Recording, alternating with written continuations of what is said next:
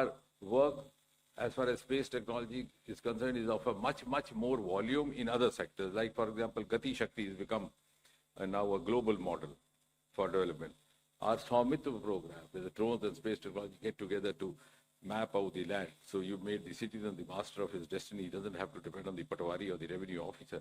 Our telemedicine, our health, flood disaster information is being shared by all the neighboring countries. Geo-Manrega, housing, our Amrit program, our smart city program, the agriculture sector, and most of all the defense sector. The entire warfare that happened during Operation Sindoor was a combination of space technology and the Department of Atomic Energy.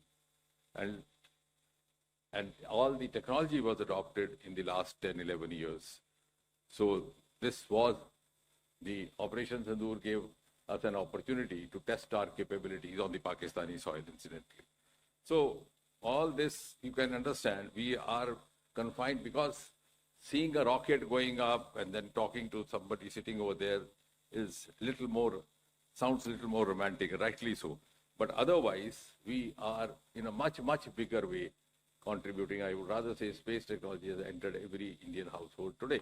Now, what was special about the Axiom mission is, from our point of view, also from the government point of view, also from the point of view of the dispensation that is laying down the policies today, I think in a single mission, through a single mission, our astronauts have lived up to 3 or 4 flagship mantras which Prime Minister Modi has been constantly practicing, propagating over the last nearly 12 years, ever since he's been at the helm.